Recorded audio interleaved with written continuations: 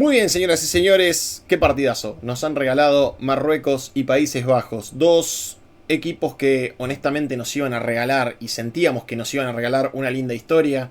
Y finalmente nos la han obsequiado. Eran la 1 de la mañana y todos seguíamos completamente embobados con los penales, con las atajadas de Bono, con los yerros de los futbolistas de uno y de otro. Y finalmente fue Marruecos el que termina clasificando a los octavos de final de esta Copa del Mundo para jugar contra Canadá, contra uno de los anfitriones el próximo sábado a partir de las 14 horas, en un partidazo que vamos a tener allí en los octavos de final. La verdad, el partido que nos han regalado fue muy emotivo, fue muy vibrante y contó con momentos de gran fútbol y otros momentos en los que ambos equipos se estaban midiendo constantemente. Con un Bart Verbruggen que fue una de las grandes figuras del partido, pero que en los penales a lo mejor siempre quedó del otro lado de la pelota.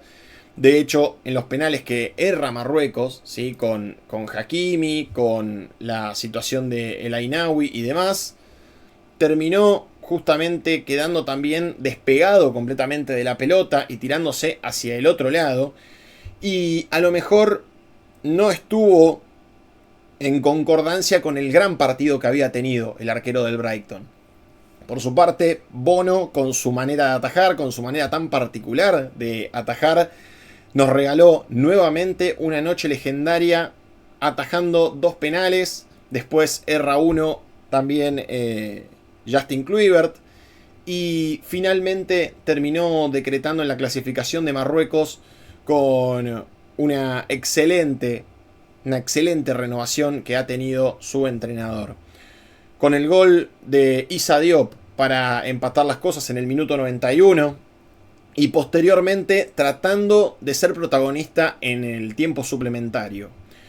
La verdad, no entendí a lo que jugó Holanda. No entendí en absoluto a lo que jugó Holanda. No entendí por qué su entrenador Ronald Koeman fue tan amarrete, fue tan mezquino durante este partido, durante esta llave, en un encuentro en el que si vos vas ganando 1-0 y te enfrentás a un rival que a lo mejor se destaca por la tenencia de la pelota en esta nueva manera de jugar que ha desarrollado Marruecos, y a lo mejor no es tan vertical como antes, ¿por qué no vas a hacerle el segundo gol a este equipo?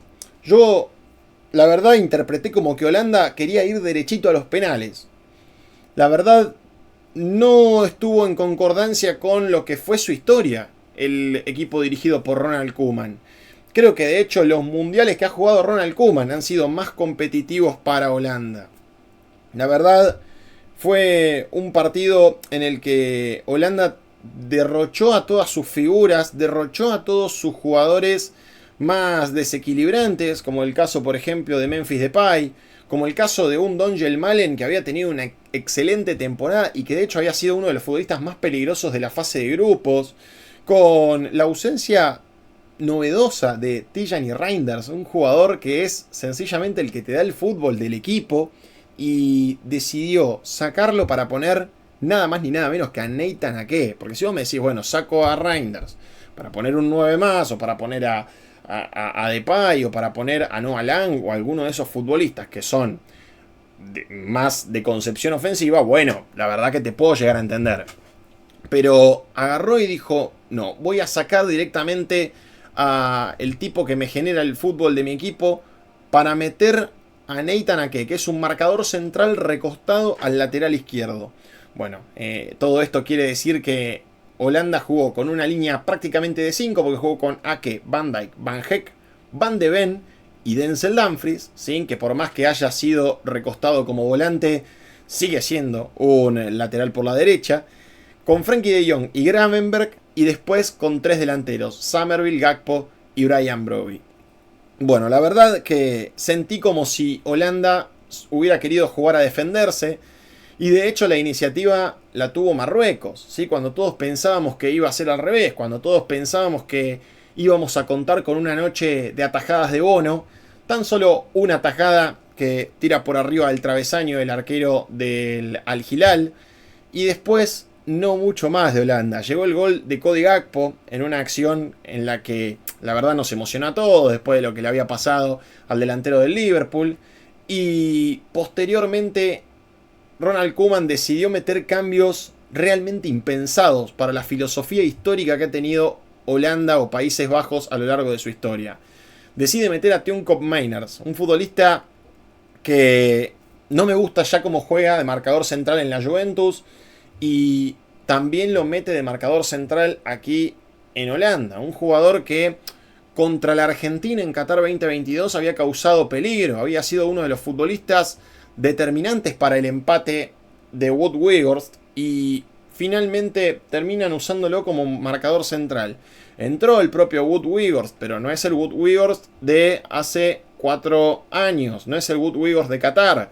Estamos hablando de un Wout Weghorst que no tocó la pelota prácticamente, que cuando trasladó y trasladó y trasladó, le comieron la espalda constantemente, y no fue ese futbolista que vos tenés que ir a buscar y tirarle centros al área para que defina, para que sea determinante. Weghorst mide casi 2 metros, y me llamó poderosísimamente la atención que metiendo un delantero de área, tan solo quisieran jugar pelotas filtradas con él. No le tiraron un puto centro. Y jugaba Dumfries por un costado, Somerville también estaba en el otro costado. Bueno, ni hablar de la presencia de Ake. Yo me imagino que si vos metés un lateral izquierdo es justamente para eso. Bueno, nada de nada, ¿sí?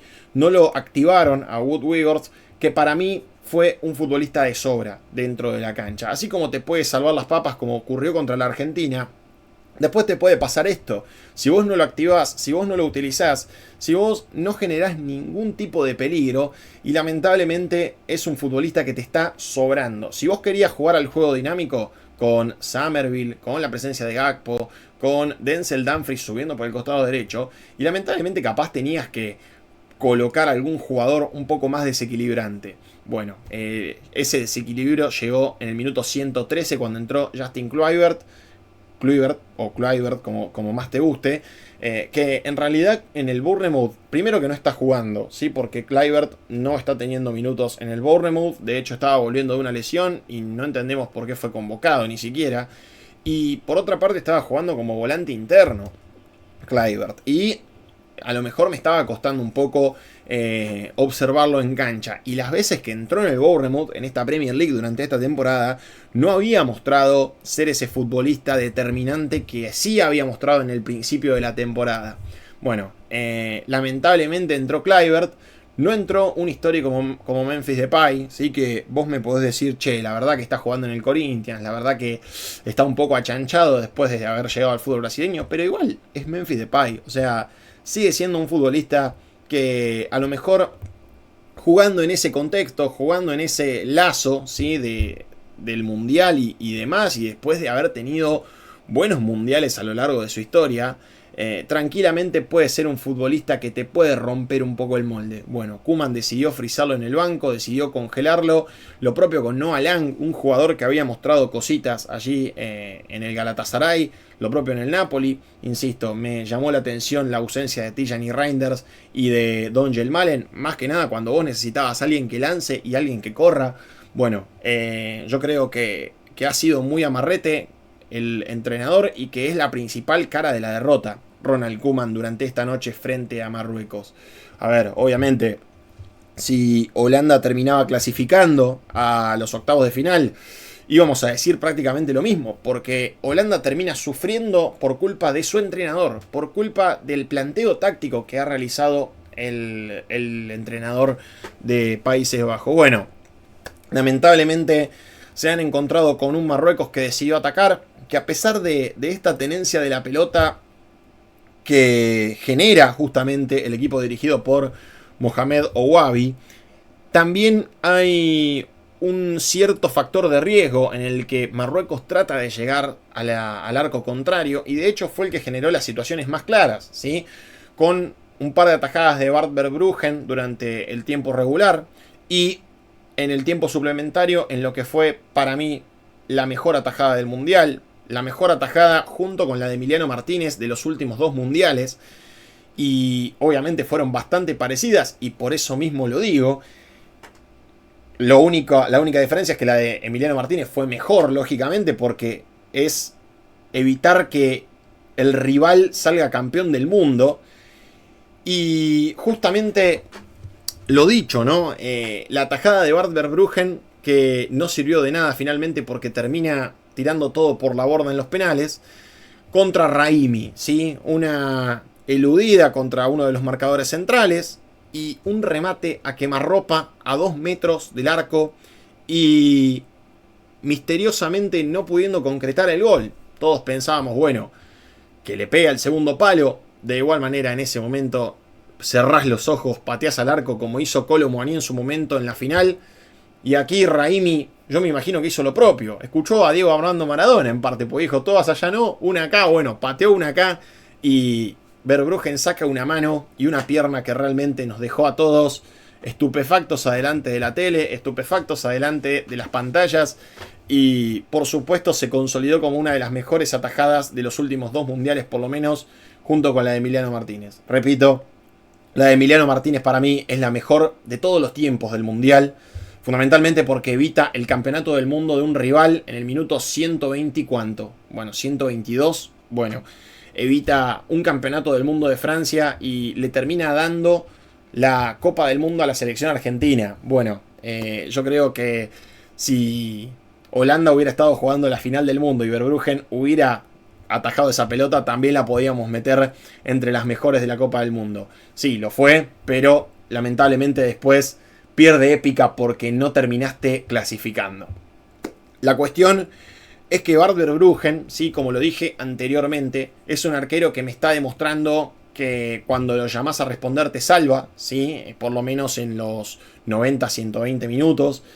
Un arquero con el que yo, vuelvo a lo que había dicho, ¿no? Había tenido mala suerte porque en el Brighton, fin de semana tras fin de semana, no es muy obligado, ¿sí? A atajar alguna pelota. Ataja alguna, 1 o 2 pelotas por partido, pero son pelotas normales, son pelotas que a lo mejor se las vemos a cualquier arquero. Y ahora de repente contra Suecia y por supuesto también contra Marruecos ha salvado la ropa de su equipo durante varias jugadas. La verdad creo que es un arquero muy interesante, un arquero que puede ser tranquilamente tenido en cuenta en un equipo grande de Inglaterra, pero lamentablemente va a tener que atajar penales, ¿sí? Porque ayer se tiró todas a su costado izquierdo. Y de hecho me llamó la atención que su fuerza de piernas vaya para ese sector, cuando ya Marruecos prácticamente lo tenía estudiado, porque fíjense el penal que erra el Ainaoui y el penal que erra Hakimi, ¿sí? Los dos al sector derecho de su arco. Bueno, yo creo que lo de Verbruggen fue un mundial muy interesante, un mundial que lo posiciona como el arquero de Países Bajos, de acá por lo menos a 2 mundiales más. Habrá que ver cómo continúa su carrera personal y por supuesto me imagino yo jugando con mucha solvencia en el arco de Holanda, sacándole el puesto a Andries Noppert, que había sido justamente el arquero del mundial pasado, el arquero del Heerenveen, el Lanús de Holanda, ¿sí? Un equipo de mitad de tabla, un equipo que a lo mejor no es muy tenido en cuenta para competencias europeas, pero su portento físico, su buena altura y demás lo habían posicionado como el arquero holandés.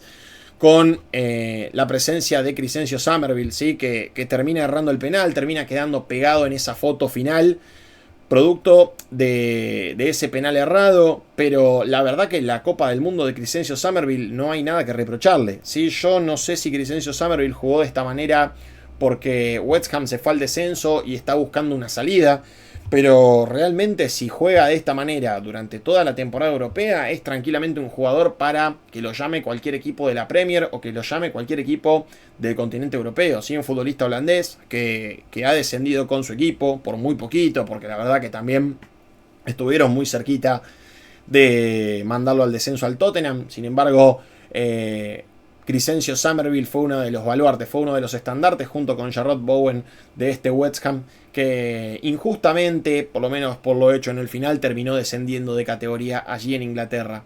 Me gustó mucho el partido de Gravenberch, me gustó mucho el partido del número 8, siendo un lanzador, siendo un poco el termómetro de cada uno de los ataques de Holanda. Sin embargo, vuelvo a lo mismo, el planteo tan mezquino por parte del entrenador también te termina atando un poco de pies y manos y no te permite jugar como quizá lo haces en el Liverpool, donde por ahí Arne Slot, bien o mal, es un entrenador un tanto más ofensivo. Creo que Marruecos aprovechó su momento. Me encanta Ismael Saibari, me encanta, es un delantero, es un volante reconvertido en delantero, sí, eso hay que destacarlo, porque en el PSV jugaba como volante interno y de repente pasó a jugar como una suerte de enganche y ahora lo encontramos como delantero, regalándonos un juego dinámico, ¿sí? Te cambia un poco la perspectiva meter a un volante delantero y más cuando el volante jugando delantero te cumple tanto, ¿no? Porque Ismael Salvari va 3 goles y es uno de los goleadores, por lo menos de Marruecos, y fue uno de los buenos baluartes de la fase de grupos. Y más cuando tenés tantos futbolistas que te permiten habilitar, ¿no? Porque Wadi es un jugador muy interesante, porque la Inaui también ha desarrollado una buena temporada en la Roma y también, por supuesto, ha podido acoplarse a este equipo. Lo propio con Bilal El Canús, un jugador como el del Stuttgart, que la verdad que tiene muy buen uno contra uno, que también te permite generar muchos espacios, con la presencia de Brahim Díaz, que a lo mejor yo me incluyo también, fue bastardeado después de lo que pasó en la Copa Africana, pero a ver, es un jugador muy determinante. Y todos para habilitar a Ismael Saibari, que es uno de los grandes jugadores, uno de los grandes futbolistas que tiene este mundial y que ya fue comprado por el Bayern Múnich. La verdad, lo de Marruecos me ha gustado, me ha encantado el partido de Marraoui, mete un corte quirúrgico espectacular contra Cody Gakpo, que podría haber tranquilamente sido uno de los goles determinantes para el resultado. El partido de Marraoui en los cruces, en el mano a mano, más aún teniendo en cuenta que está jugando con la pierna cambiada. La verdad que si Noussair Mazraoui termina retirándose, porque bueno, fue algo de lo que había pregonado, de que quería por alguna cuestión religiosa, por alguna cuestión personal, retirarse del fútbol, la verdad que es una picardía que este chico se retire. Había mostrado muy buen andar en el Ajax, lo llevó Erik ten Hag en su momento al Manchester United y realmente demostró, primero, que puede jugar de todo y segundo que tiene mucha solvencia para jugar en ese plano defensivo de Marruecos. Bueno, también había sido una de las grandes figuras del Marruecos que termina cuarto en Qatar 2022 y por supuesto también acoplándose a esta renovación que tuvo el seleccionado marroquí. No es fácil, ¿eh? No es fácil jugar con tanta renovación, con tantos nombres nuevos, con tantos futbolistas que a lo mejor uno no los tenía en el radar. A lo mejor el Ainaou es nuevo, Boadí es nuevo, el Canús a lo mejor lo vimos en la Copa Africana, pero lógicamente también forma parte del proceso de una manera novedosa. Lo propio con la dupla de centrales, totalmente nueva, con Chadi Riad y con Issa Diop, dos marcadores centrales de la Premier League que también se conocen de la Premier, pero que a lo mejor juntos no habían terminado de consolidarse. Bueno, este mundial se dieron en el lujo de hacerlo y también en parte por eso los errores contra Haití. No ha tenido su mejor partido esa dupla de centrales por la cantidad de situaciones que generó Haití. Lo propio con Brasil, que a lo mejor les costó un poco frenar las embestidas de Vinicius y de Rafinha. Bueno, yo creo que Marruecos tiene un plantel muy renovado, un plantel que le va a permitir desarrollar nuevas figuras, ¿sí? Y de hecho, con estos ingresos, ¿no? Fíjense las edades del plantel de Marruecos, las tengo acá: 20 años, 21, 20, 21, 24, 23. Bueno, son futbolistas que de a poco se van consolidando, que se van manteniendo allí en el rango marroquí, en el rango europeo, por supuesto, también.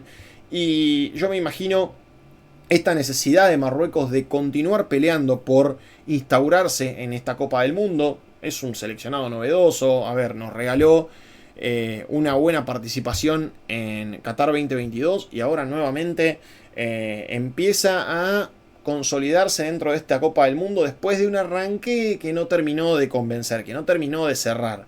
Bueno, a mí particularmente lo que me cuesta de Marruecos es que cuando convierte un gol, como pasó con Escocia, por ejemplo, se repliega mucho. Y para mí es un equipo que, por nombres, por futbolistas, por tipo de juego y demás, tranquilamente puede ser un equipo que continúe atacando y a lo mejor te genere una producción de 2 o 3 goles por partido. Bueno, será la ideología de Wabi. Para mí, Marruecos fue el que mejor jugó, fue un justo ganador, un justo clasificado y a lo mejor lo que le faltaba a Marruecos es lo que terminó haciendo en el final del tiempo regular. cargar la gente en el área, cargar futbolistas, meter al 2 de 9 y bueno, vamos a la carga barraca porque nos quedamos eliminados de la Copa del Mundo. Bueno, centro al área, cabezazo de Diop y Marruecos forzó el tiempo suplementario, pudo haberlo ganado si no hubiera sido por Verbruggen y termina venciendo en los penales de la mano de Bono, que con su particular manera de atajar, ¿sí? Corriéndose para un costado y generando esta oportunidad de atajar con una mano, de atajar a lo mejor de una manera extraña, poco frecuente para el ojo futbolístico, está completamente claro que es un arquero de primer nivel. Yo lo que lamento de Bono, lo único que lamento de Bono es que se haya ido a Europa, ¿sí? Es un arquero que se puede proponer atajar en Europa de acá a 6 años más si quiere. Un arquero muy competitivo, un arquero que entiende los momentos, que entiende los lapsos de partido y que hoy no tuvo tantas responsabilidades, ayer no tuvo tantas responsabilidades, ayer no tuvo muchas obligaciones para atajar, pero la verdad que es un arquero que tranquilamente si se lo propone puede ser determinante para cualquier equipo europeo. Bueno, será cuestión del tiempo si abandona la Liga de Arabia Saudita y se marcha para jugar allí en el continente europeo, sea en Inglaterra, sea en la Serie A, sea en la Liga AN, sea donde sea. La verdad que Bono es una picardía que no lo veamos fin de semana tras fin de semana en Europa. Señoras, señores, ganó Marruecos, ganó por penales frente a Países Bajos, Holanda o como quiera llamarlo, con un planteo muy amarrete del entrenador Ronald Koeman. Le falló a su historia Holanda, le falló a su historia, no de manera tan trivial como Alemania, pero sí, la verdad que traicionó un poco sus bases y condiciones. Traicionó un poco este juego ofensivo que había mostrado en el Mundial de Qatar 2022 y también se tornó un equipo un tanto más defensivo de una manera que la verdad no lo habíamos visto anteriormente. Señoras y señores, les agradezco a todos por estar, les agradezco a todos por sumarse a esta comunidad, a este canal.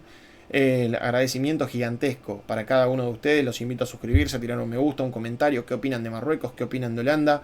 Y hoy, 30 de junio, continuaremos con todos los análisis. El de Suecia, Francia, también el de Costa de Marfil, Noruega y por supuesto también el de México, Ecuador. El agradecimiento total para todos. Cuídense mucho y será hasta la próxima. Nos vemos pronto.